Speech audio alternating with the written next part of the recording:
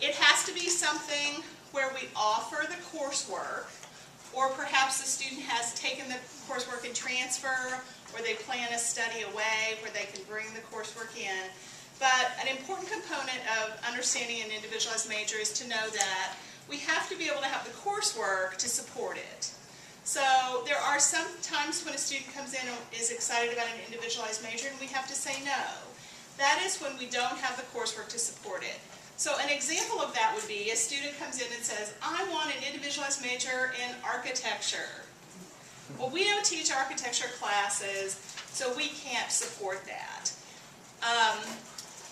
But there are lots of, another example of something we can't do. Let's say the history department offers a Bachelor of Arts and a Bachelor of Science in Education. They don't offer a BS. The student comes in and says, I want to do an individualized major, a BS in history. You know, the answer is no to that as well. It's not designed to help students bypass requirements, but it is designed to help students create something that will work really, really well for them. So here's some examples of some past individualized majors that students have done. Writing and producing for television, film, and theater was one that was really popular a couple of years ago. We haven't seen as many of those recently. You can look at those. There's some really interesting topics that students come up with. The first graduates of the individualized major were in fall 1987. So it has quite a lengthy history since it was created by a faculty senate. Since then, we've had a total of 647 students graduate with an individualized major. We do have 11 students who are graduating this spring, 4 of whom are sitting here.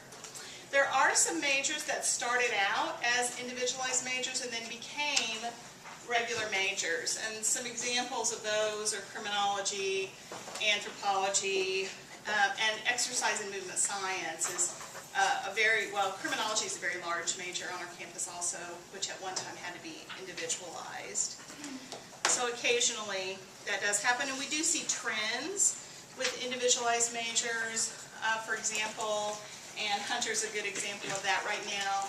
One of the trends that we see is students pursuing something in Chinese, whether it's Chinese language, Chinese culture, and language, or something like that.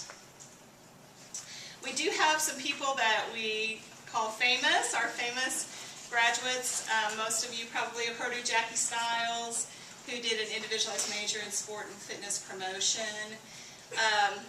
I had a lot of fun cheering for Jake Simpson, one of my individualized major students who was a BS in Fine Arts Recording and Performing, who won Star Search twice.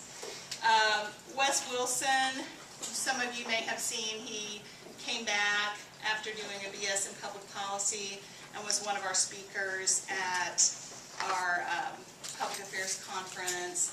And you may know Sarah Clark, who's Director of Web Services, who did an individualized major in computer instruction. So if you talk with a student and you wonder, is this person a good fit for the individualized major, they basically need a clear sense of direction. They really need to know exactly what it is that they're going for. They need to be in good academic standing, and most of them have very high GPAs, but the only requirement is a 2.0. Students have to have courses from at least 3 different departments, and they have to have a full-time faculty member on their advisory committee from each of those 3 departments. Now, they can draw their courses from more than 3 departments. It can come from 5 or 6 departments, but it just has to be a minimum of 3, and they do have to have, it has to be a full-time faculty member. It cannot be someone who's teaching part-time. They must complete a minimum of 25 hours after the proposal is approved, so it's not something someone can kind of come in at the last minute and do. And they must have a minimum of 45 hours in the major. They have to have a senior integrating experience that brings together all the different areas of their individualized major. And they have to write a proposal that's both a narrative and a chart with their curriculum, so they have to be willing to do some extra work to make this happen. In order to get an individualized major approved, it has to be approved by the 3-member faculty committee, by Dr. Rochelle Darabi, our associate provost, who's our administrator for the program. I look it over, and it's also approved through the office of the registrar. So Nathan Hoff, our associate registrar, takes a look at every proposal before it's approved to make sure it's meeting all graduation requirements. It is a comprehensive major. It is available on a BA or a BS. Students who are interested in pursuing an individualist major, if you talk to a student, you think this would be a good option for that student, the first step is for them to make a 1-hour appointment with Lori Ressler, and Lori will go over the information, make sure that they qualify, and that once they know more about it, they are interested in that. And then Lori will help them recruit their committee members. Okay? There is a hearing where all of the people who are involved sit down together, the student, Dr. Darabi, Lori, myself, and the 3 faculty members, and we officially approve it at that point.